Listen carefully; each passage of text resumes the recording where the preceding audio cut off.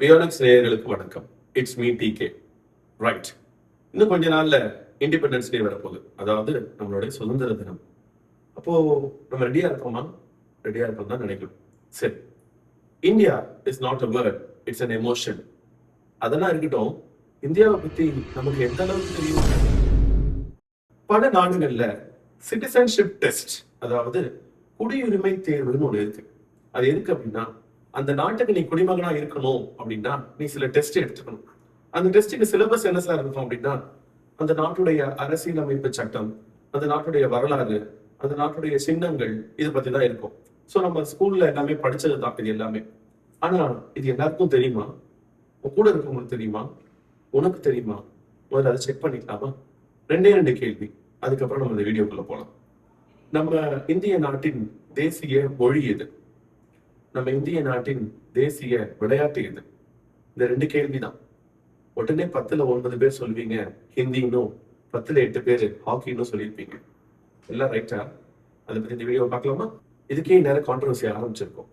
Controversy பேசுறதுக்காக நான் வரல, சின்ன ஒரு தெளிவு கொடுக்கறதுக்கு தான். இந்தியாவுக்கு உண்மையிலேயே தேசிய மொழி அப்படின்னு ஒண்ணு இருக்கா? எப்படி சொல்லுவீங்க?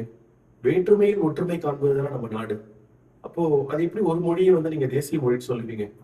இந்திய நாட்டுல கிட்டத்தட்ட 22 மொழிகளை ஸ்கெடியூல்டு லாங்குவேஜஸ், அதாவது அட்டவணை மொழிகள் அப்படின்னு சொல்லி இருக்கு. அந்த மொழிகள்ல ஒண்ணுதான் ஹிந்தி. ஆனா அதை யாரு தேசியமயமாக்கி இது தேசிய மொழின்னு சொன்னது? அப்படி ஏதாவது ஒரு ஆர்டர் இருக்கா? இன்ன வரைக்கும் அந்த கன்ஃபியூஷன் போயிட்டு தானே இருக்கு.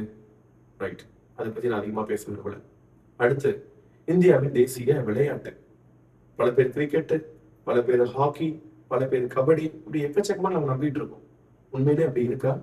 கிடையவே கிடையாது. பல விளையாட்டு துறைகள் எத்தனையோ தடவை ஹாக்கிய தேசிய விளையாட்டா ஆக்கலாம் அப்படின்னு சொல்லி ட்ரை பண்றாங்க. ஆனா இன்னி வரைக்கும் இந்தியாவின் தேசிய விளையாட்டுக்கு ஒன்று கிடையவே கிடையாது.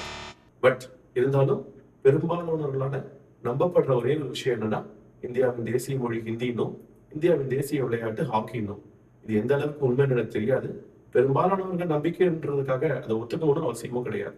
இருந்தாலும் இந்த நம்பிக்கையோட நம்ம அடுத்த கேள்விகளுக்கு போகலாம். அடுத்ததா நம்ம பார்க்க போறது தேசிய சின்னங்கள். தேசிய சின்னங்கள்னு வரும்பொழுது தேசிய விலங்குகள் அப்படின்றதும் இருக்கு. சரி, தேசிய விலங்குன்னு சொல்லலாம், விலங்குகள்னு சொல்ல வேண்டாம், ஏன்னா அது கன்ஃபியூஷன் கொண்டு வந்துடும். தேசிய விலங்கு அப்படின்னு எதை நீங்க சொல்லுவீங்க? புலிகள். வெறும் புலிகள் தானா? இல்ல, வங்க தேசத்து புலிகள், அதாவது பெங்கால் டைகர்ஸ் அப்படின்னு நமக்கு சொல்லி கொடுத்துருக்காங்க. ஆனா ஆரம்பத்துல இருந்து பெங்கால் டைகர்ஸ் தானா? அதுவும் கிடையாது. ஆரம்பத்துல குஜராத் நேச்சுரல் சொசைட்டி அப்படிங்கிறவங்க, இல்ல சிங்கங்கள் தான் நம்ம நாட்டினுடைய நம்ம தேசிய விலங்கு அப்படின்னு சொல்லிட்டு ப்ரொபோஸ் பண்ணாங்க. அந்த சிங்கங்களை எப்படி சொல்லுவாங்கன்னா ஆசிய சிங்கங்கள்னு சொல்லுவாங்க, அதாவது ஏசியாட்டிக் லயன்ஸ் சொன்னாங்க. அன்றைய பிரைம் மினிஸ்டரா இருந்த ஜவஹர்லால் நேரு அவர்கள் அதுக்கு ஒப்புதலும் வழங்கினார். சோ முதல்ல ஆரம்பிக்கும் பொழுது இந்தியாவின் தேசிய விலங்கு அப்படின்னு பாத்தீங்கன்னா அது ஏசியாட்டிக் லயன், ஆசிய லயன் மட்டும்தான், ஆசிய சிங்கங்கள் மட்டும்தான். ஆனா ஒரு காலத்துல இல்ல ஒரு காலகட்டத்துக்கு மேல பல நாட்கள் ஆனதுக்கு அப்புறம் சிங்கங்கள் வெறும் கிர் ஃபாரஸ்ட்ல மட்டும்தான் இருக்கு, கிர் காடுகள்ல மட்டும்தான் இருக்கு. ஆனா புலிகள் நாடு முழுவதும் பரவி இருக்கு. அப்போ நாடு முழுவதும் பரவி இருக்கும் புலிகளை நாம் தேசிய விலங்குகளாக அனௌன்ஸ் பண்ணலாம் அப்படின்ற கான்செப்டுக்காக புலிகளை தேசிய விலங்குகளை அனௌன்ஸ் பண்ணாங்க. இது ஏதோ ஒரு உதைக்குது இல்ல, சரி பரவாயில்ல. அப்போ இப்ப நம்ம புரிஞ்சுக்க வேண்டிய விஷயம் என்னன்னா, இந்திய தேசத்தின் தேசிய விலங்குகள் என்ன அப்படின்னா பெங்கால் டைகர்ஸ், அதாவது வங்க புயல் புலிகள் அப்படின்னு சொல்லலாம். சரிங்களா? இந்தியாவின் மத சார்பின்மை, இது நம்ம எல்லாருக்குமே தெரிஞ்ச ஒரு விஷயம் தான். ஏன்னா இதுதான் இந்திய தேசத்தின் மதம், நம்ம எதையுமே சொல்றது கிடையாது. ஆனா இந்திய தேசத்தை பிறப்பிடமாக கொண்டு இங்க 4 மதங்கள் இருக்கு. அது இந்துவிசமா இருக்கட்டும், சீக்கிசமா இருக்கட்டும், ஜெயினா இருக்கட்டும், இல்ல பௌத்தமா இருக்கட்டும். இந்த 4 மதங்களும் இந்திய நாடு தான் ஒரு பிறப்பிடமா அமைஞ்சிட்டு இருக்கு. ஆனா இது இந்த மதத்தை தான் நம்ம இந்த நாட்டுடைய தேசிய மதம்னு நம்ம யாருமே சொல்லல. ஆனா மத சார்பற்ற நாடு அப்படிங்கிற ஒரு பேர் நமக்கு இருக்கு. இது இங்கிலீஷ்ல செகுலர் கண்ட்ரின்னு சொல்லுவாங்க. ஆரம்பத்துல இருந்து இது இருக்கா அப்படின்னா அதுவும் கிடையாது. 1976ல 42வது அரசியலமைப்பு திருத்தத்துல இந்த வார்த்தையை கொண்டு வந்தாங்க. சோ முதலில் 1976க்கு பிறகுதான் இந்தியா ஒரு மதசார்பற்ற நாடு, India is a secular country அப்படின்னு பேர் வாங்கிச்சு. Is that right? புவியியல் உண்மைகள், ஜியோகிராபிக்கல் ட்ரூத், அண்டை நாடுகள், நெய்பரிங் கண்ட்ரீஸ். வார்த்தைகள்லாம் கொஞ்சம் பலமா இருக்கு, ஆனா உச்சரிக்க ரொம்ப அழகாக இருக்கு. இதெல்லாம் நம்ம பிள்ளைங்க கிட்ட சொல்லிட்டு இருந்தோம்னு வச்சுக்கோங்களேன், அந்த பிள்ளைங்க இதெல்லாம் நல்லா ஃபாலோ பண்ண ஆரம்பிச்சிருவாங்க. let us see what it is.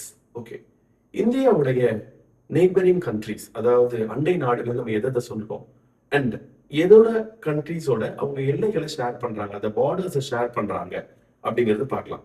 நம்ம எல்லாரும் கண்ணு மூடிட்டு சொல்றது என்னன்னா பாகிஸ்தான், சைனா, பூட்டான், பங்களாதேஷ், நேபாள்.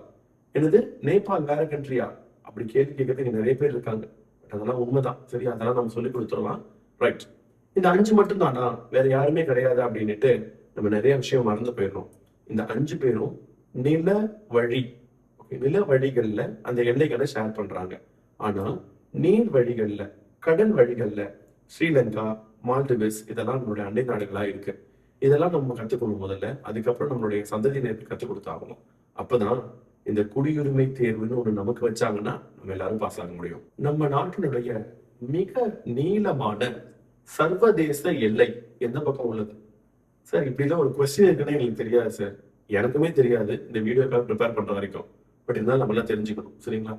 பங்களாதேஷ், அவங்க கூட நம்ம ஒரு எல்லையை ஷேர் பண்றோம். அந்த எல்லை எவ்வளவு தூரம் தெரியுமா? 4096 கிலோமீட்டர். சாதாரணமான ஒரு விஷயமே கிடையாது. அந்த 4096 கிலோமீட்டரும் நம்ம இந்திய நாட்டுல 5 மாநிலங்களோட ஓடிட்டு இருக்கு.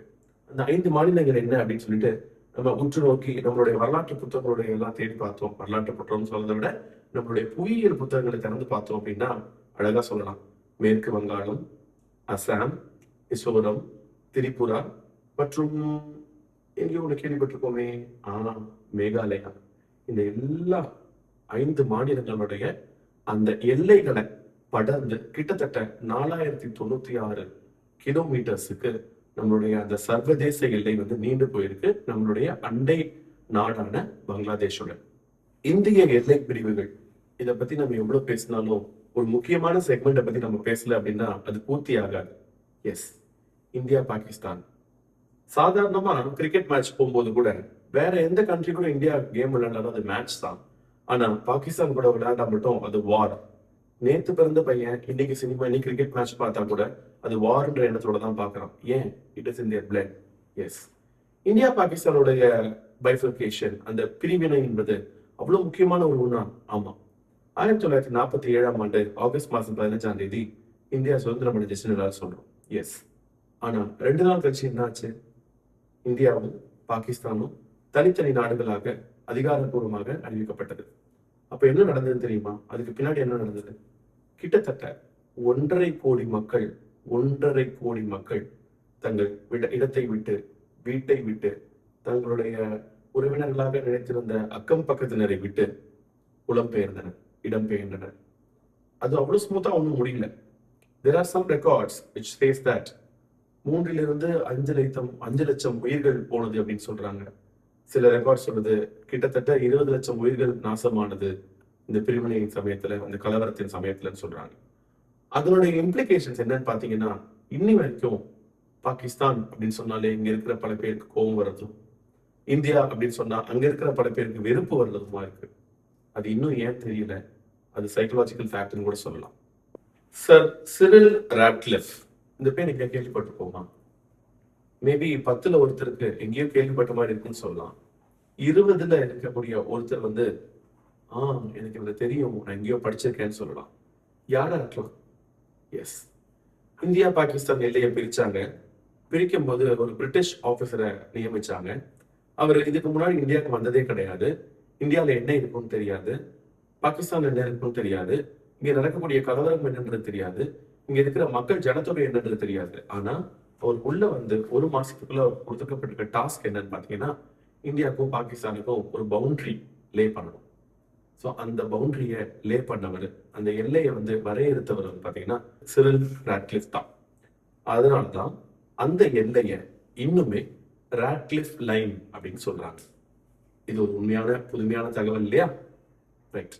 இது வரைக்கும் நம்ம கிட்டத்தட்ட ஒரு வேரியஸ் ஃபேக்ட்ஸ் நம்ம பார்த்தோம். இதெல்லாம் தெரியும் போது நம்ம என்ன நினைச்சிட்டு இருக்கோம்? நமக்கு இதெல்லாம் இவ்வளவு நாள் தெரியாம இருந்ததே அப்படின்னு நம்ம நினைக்கிறோமா? இல்ல நம்ம தெரிஞ்சதுதான் இந்தியா நம்ம நினைச்சிட்டு இருக்கோமா? ராட்க்ளிஃப் லைன் கொஞ்சம் இன்ட்ரெஸ்டிங்கான பாயிண்ட் தான். மேபி இன்னொரு தகவல் கூட சொல்லலாம். அதை பத்தி நம்ம இன்னும் நிறைய பேசுறதுக்கு இருக்கு. பட் சுவாரஸ்யமா பேசுறதுக்கு சில விஷயங்கள் இருக்கு. நான் முன்ன சொன்ன மாதிரி ராட்க்ளிஃப் அவர்களுக்கு 1 மாசம் தான் டைம் கொடுக்கப்பட்டது. 1 மாசம்னு சொல்றதை விட ஒரு 5 வாரங்கள்ல சொல்லலாம்னு வச்சுக்கோங்களேன். 5 வாரத்துல ஒரு மனுஷனால என்ன செய்ய முடியும்? எவ்வளவு 2 நாடுகளை புரிஞ்சுக்க முடியும்? அந்த நாட்டின் கலாச்சாரம், வரலாறுல என்ன புரிஞ்சுக்க முடியும்? அதுக்கு ஒரு சரியான எடுத்துக்காட்டு தான் இந்த லாகூர் மாகாணம். லாகூர் ஒரு காலத்துல இந்துக்களாலும் சீக்களாலும் அதிகமாக வாழ்ந்துட்டு இருக்காங்க. அப்ப அந்த மாதிரி இருக்க சமயத்துல இது இந்தியாவுக்கு தான் வரணும் அப்படின்ற ஒரு கான்செப்ட் இருந்தது. ஆனா லாகூரை இந்தியாவுக்கு கொடுத்துட்டோம்னா அதுக்கு மாற்றாக பாகிஸ்தானுக்கு கொடுக்கறதுக்கு எந்த ஒரு கண்ட்ரியுமே கிடையாது, எந்த ஒரு இடமுமே கிடையாது. சோ அப்படின்ற ஒரே காரணத்துக்காக லாகூர் பாகிஸ்தான் விதிக்கப்பட்டது. சோ என்ன சொல்லணும்னா, சில நேரங்களில் சில மாநிலங்களில் இந்த மாதிரி பாகிஸ்தான் கூட அப்படி இணைப்பதற்காக சில காரணங்கள் இருந்தது. அந்த காரணம் என்ன அப்படின்னா, காரணமே இல்லை அப்படின்ற ஒரு நிலைதான். சோ இது எதுக்காக நான் சொல்ல வரேன்னா, ராட்க்ளிஃப் அவர்களுக்கு 5 வாரங்கள் தான் கிடைத்தது இந்த வேலையை பண்றதுக்காக. ஆனா நமக்கு ஒரு வாழ்நாளே இருக்கு நம்மளுடைய நாட்டை பத்தி தெரிஞ்சுக்கிறதுக்காக. மாநிலங்கள் இந்தியாவில் எத்தனை உள்ளது? பல நாட்களாக இந்த கேள்விக்கு சரியான பதிலே கிடைக்காமல் நம்ம எக்ஸாம்ல பக்கத்துல இருக்கிறவங்க பத்தி பார்த்துட்டு இருக்கோம். எஸ், நம்ம எல்லாரும் மைண்ட்லயும் வர ஒரே ஒரு நம்பர் என்னன்னா 29. உண்மையா? கிடையாது. மொத்தமாக 28 மாநிலங்களும் 8 ஒன்றிய பிரதேசங்களும், இது இங்கிலீஷ்ல சொல்லணும்னா 28 districts and 8 union territories சொல்லுவாங்க. இது எல்லாமே இங்க இருக்கு. சரியா? அதுல ஒரு முக்கியமான ஒரு சுவாரஸ்யமான விஷயமும் ஒண்ணு உண்டு. நம்ம இந்தியால ஒரு இளைய மாநிலம் ஒண்ணு இருக்கு. அந்த இளைய மாநிலம் என்பது நம்ம இன்ஸ்டாகிராமரோட வயசுல கம்மியானது. அது என்ன சார் இன்ஸ்டாகிராமோட வயசுல கம்மியானது? 2010ஆம் ஆண்டு இன்ஸ்டாகிராம் உருவானது. 2014ஆம் ஆண்டு தெலுங்கானா உருவானது. சோ இந்த ஒரு சுவாரஸ்யமான விஷயத்தோட அடுத்து நம்ம என்ன போனோம்னா, கடற்கரை. கடற்கரைன்னு சொல்ல உடனே இந்தியாவின் நீளமான கடற்கரை அப்படின்னு சொல்லும் பொழுது நம்ம எல்லாரும் மெரினா பீச் அப்படின்னு சொல்லிட்டு டக்குனு ஒரு ஆன்சர் சொல்லுவோம். பட் அதுவும் இல்லை. அப்ப இதையும் தாண்டி கொஞ்சம் ப்ராடா படிச்சவங்க கிட்ட கேட்டீங்கன்னா, தமிழ்நாட்டிலேயோ இல்ல மகாராஷ்டிராலையும் இருக்கு இந்த நீளமான கடற்கரைகள் அப்படின்னு சொல்லுவாங்க. அதுவும் கிடையாது. இந்தியாவில் இருக்கும் மொத்த கடற்கரையில் 24% தன்னுடையதாக சொல்லும், பெருமையுடன் சொல்லும் அந்த மாநிலம் குஜராத். தேசிய சின்னம். சார் இந்த கேள்வியை நீங்க முதல்ல சொல்லியிருக்கணும் அப்படின்னு சொல்லலாம். கரெக்ட் தான். ஆனா எல்லா தெரிஞ்ச விஷயத்தையும் முதல்ல சொல்லிட்டோம்னா அப்ப தெரியாத விஷயங்களை யாருமே கேட்க மாட்டீங்கல்ல. அதனால தெரியாத விஷயங்களை முதல்ல சொல்லிடுறேன். தேசிய சின்னம் அப்படின்னா நம்ம அசோக சின்னத்தை எல்லாரும் சொல்றோம். த எம்ப்ளம் ஆஃப் அசோகா அப்படின்னு சொல்றோம். அதுல நம்ம கண்ணுக்கு எல்லாம் 3 சிங்கங்கள் தெரியும். எத்தனை சிங்கங்கள் இருக்குன்னு கேட்டா, சின்ன பிள்ளைங்களா இருக்கிறவங்களும் சரி, இல்ல வளர்ந்தும் சின்ன பிள்ளைங்களா இருக்கிறவங்க சரி, 3 சிங்கங்கள் இருக்குன்னு. ஆக்சுவலா அதுல 4 சிங்கங்கள் இருக்கு. அந்த 4 சிங்கங்களும் எதெல்லாம் குறிக்குதுன்ற ஒரு கான்செப்ட் இருக்கு தெரியுமா? அதை பத்தி அடுத்த கேள்வியில பார்க்கலாமா? அதிகாரம், துணிவு, தன்னம்பிக்கை, பெருமை, இவை 4ம் தான் அந்த அசோகாவோட எம்ப்ளம் அப்படின்னு சொல்றாங்கல்ல, அசோக சின்னம். அதுல இருக்கக்கூடிய அந்த 4 சிங்கத்துக்கு ஒரு மீனிங்கா இருக்கு. சரிங்களா? அடுத்து நம்ம அப்படியே போலாம். தேசிய கீதம். உடனே எல்லாரும் ஆன்சர், எனக்கு தெரியும், இது நீங்க தெரியாதுன்னு சொல்ல முடியாது, ஜனகணமன அப்படின்னு. சரி, அதை யார் எழுதுனா? எஸ், ரவீந்திரநாத் தாகூர் அப்படிங்கிறவர் தான் அந்த பாட்டை எழுதினார். சரியா? அது எந்த மொழியில எழுதினாங்க? பெங்காலி அப்படின்ற லாங்குவேஜ்ல எழுதினாங்க. சரி, ஓகே. அடுத்து என்ன அப்படின்னா, அது என்ன சுவாரஸ்யம் அப்படின்னா, நம்ம இப்ப எல்லாரும் பாடக்கூடிய அந்த ஜனகணமன அப்படிங்கிற அந்த தேசிய கீதமானது வெறும் 20% பாடல் மட்டுமே. ஆம், அந்த பாடல்ல மொத்தம் 5 சரணங்கள் உள்ளன. ஆனா நம்ம பாடுறது ஒரு சரணம் மட்டும்தான். எஸ், மொத்தம் அந்த பாட்டுல 5 ஸ்டான்ஸா இருக்கு. அந்த 5 ஸ்டான்ஸால நம்ம பாடுறது ஃபர்ஸ்ட் ஸ்டான்ஸா மட்டும்தான். அதனால மீதி இருக்கக்கூடிய அந்த 80% யாருமே கேட்டதில்லை. முடிஞ்சா நீங்க போய் கேட்டு பாருங்க. அடுத்து, அப்போ வந்தே மாதரம்னு ஒரு பாடல் இருக்கே சார், அது நம் நாட்டின் தேசிய பாடல் இப்ப நம்ம சொல்றோம். அந்த பாடல் தேசிய கீதமா போடலாம் அப்படின்னு சொல்லிட்டு நிறைய பேர் கேட்டுட்டு இருந்தாங்க. ஒரு காலத்துல அதை பாடிட்டும் இருந்தாங்க. பட் நிறைய கான்ட்ரோவர்சி அப்புறமா, நிறைய முடிவுகளுக்கு அப்புறமா ஜனகணமன நமது தேசத்தின் தேசிய கீதமாக அங்கீகரிக்கப்பட்டு, வழங்கப்பட்டு, பின்பற்றப்பட்டு வருகிறது. எந்த ஒரு குடியுரிமை தேர்விலும் கேட்கப்படாத ஒரு கேள்வி, ஆனால் நிச்சயமாக கேட்கப்பட வேண்டிய கேள்வி. எஸ், தேநீர், டீ. இதை பத்தி நம்ம கொஞ்சம் பேசலாம். மேபி இது ஒரு கமர்ஷியல் பிரேக்கா கூட நீங்க எடுத்துக்கலாம்.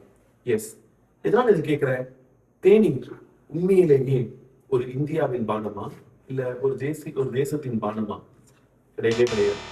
20ஆம் நூற்றாண்டின் ஆரம்பத்தில் பிரிட்டிஷ்காரர்களால் கொண்டு வர பழக்கப்பட்ட பழக்கம் தான் இந்த தேநீர் பழக்கம். எதற்காக இதை செஞ்சாங்க அப்படின்னா, நம் இந்திய நாட்டிலேயே தேயிலையை உற்பத்தி செய்து அதனை கொண்டு சென்று தேநீராக வடிவமைத்து திருப்பவும் அதை நம்ம இந்தியாவுக்கு கொண்டு வந்து, அதாவது நம்ம கிட்டே வாங்கிட்டு போயிட்டு நம்ம கிட்டே அதை வித்து நம்ம எல்லாரையும் அதிகமா டீ குடிக்க வச்சு இந்த ஒரு சாதனை அவங்க பண்ணாங்க. அதே மாதிரி இன்னும் சொல்ல போனோம்னா, நம்ம நார்த் இந்தியா பக்கம் போனோம்னா ராஜ்மா, அதாவது கிட்னி பீன்ஸ் அப்படின்னு நமக்கு சொல்றாங்க இல்லையா, இது உண்மையிலே இந்தியாவில் இருக்கக்கூடிய ஒரு தானியமா கிடையவே கிடையாது. இதுவும் போர்ச்சுகீஸ் மக்களால் அமெரிக்கால இருந்து வாங்கி வரப்பட்டு நம்மிடம் விற்கப்பட்ட ஒரு விதமான ஒரு பிசினஸ் மோட்டிவ்ல வந்தக்கூடிய ஒரு சிறல் தான். சரியா? சோ இப்படிப்பட்ட பல விஷயங்கள் நம்மளுடைய வாழ்க்கையில் அன்றாட ஒன்றி இருக்கக்கூடிய விஷயங்கள் எல்லாம் உண்மையிலேயே நமக்கு சம்மந்தப்பட்டவை அல்ல. இதை நம்ம தெரிஞ்சுக்கிட்டோம்னா அடுத்த சுவாரஸ்யமான தகவலுக்கு போகலாம். ரொம்ப நேரமா ஏதோ ஜோசியம் சொல்ற மாதிரி உட்கார்ந்துட்டு நம்ம பேசிட்டு இருக்கேன். இப்போ கொஞ்சம் ஃபன்னியாவே பேசலாம். ரைட்? அடுத்ததா ஒரு இன்ட்ரெஸ்டிங்கான டாபிக்கோட சொல்றேன் அப்படின்னு சொல்லியிருந்தேன் இல்லையா, அது என்ன அப்படின்னா உருளைக்கிழங்கு. எஸ், உருளைக்கிழங்கு வந்து நம்ம நாட்டில் இருக்கக்கூடிய நிறைய அரசியல்வாதிகளை விட மிக சிறந்த ஒன்று. ஏன் அப்படின்னா அதோட கூட்டணி எது கூட வேணா வச்சுக்கலாம். எஸ், அப்படிப்பட்ட உருளைக்கிழங்கு நம்ம நாட்டுடைய காய்கறியா? கிடையவே கிடையாது. உருளைக்கிழங்கு மட்டும் இல்லைங்க, உருளைக்கிழங்கு, தக்காளி, மிளகாய், இது எல்லாமே வந்து பாத்தீங்கன்னா போர்ச்சுகீசியர்கள் வியாபார நோக்கத்துடன் நம்மளோட கொண்டு வந்து கொடுத்ததுதான். இப்போ அது நம்ம வாழ்க்கையில ஒன்றி போய் அமைச்சிருக்கு. ஆனா நம்ம இது தெரியாம என்ன பண்ணிட்டு இருக்கோம், இதெல்லாம் நம்மளுடைய உணவு முறைன்னு சொல்லி நம்ம செஞ்சுக்கிட்டு இருக்கோம். பரவாயில்ல, ரைட். இந்த வீடியோவோட எண்டில் நமக்கு எல்லாருக்கும் சொல்ல விரும்புறது என்ன அப்படின்னா, குடியுரிமை தேர்வை பத்தி சொல்லிட்டு லாஸ்ட்ல ஒரு சாட் வித் டீ மாதிரி ஆயிப்போச்சு. பட் இருந்தாலும் பரவாயில்ல, இது நம்ம நிறைய விஷயங்கள் நம்ம பதில் சொல்லி இருந்திருக்கலாம், நிறைய விஷயங்கள் நமக்கு பதில் தெரியாம இருந்திருக்கலாம். பட் பதில் சொல்லியிருந்தா அவங்க எல்லாருக்கும் பாராட்டுகள். பதில் தெரியல அப்படின்னா அட்லீஸ்ட் இந்த வீடியோ முடிஞ்சதுக்கு அப்புறமா ஒரு பதில் தெரியுதுன்னு அர்த்தம். சோ இந்த மாதிரி ஒரு நல்ல நோக்கத்தோட தான் நம்ம செஞ்சிருக்கோம். அட்லீஸ்ட் இந்த சுதந்திர தினத்துக்கு நம்ம இந்த ஒரு தகவலோட நம்ம இருக்கோம். இதுதான் நம்ம நாட்டுடைய, நம்ம சேனலுடைய கடமையும் கூட. எஸ், தெரியாதவங்களுக்கு தெரிய வைப்போம், புரியாதவங்களுக்கு புரிய வைப்போம். இந்த கான்செப்டோட இந்த சுதந்திர தினத்தை நல்லபடியா ஒரு நல்ல தகவலோட கொண்டாடுங்க. இந்த தகவல்களை உங்க வீட்டுல இருக்கவங்களோ அருகாமையினர்களும் கொண்டு போய் சேருங்க. அதுதான் எங்களுடைய நோக்கமாகவும் இருக்கு. சரிங்களா? சோ வியோலெக்ஸ் நேயர்கள் அனைவருக்கும் இந்திய சுதந்திர தின நல்வாழ்த்துக்கள். And it is TK signing off. Jai Hind.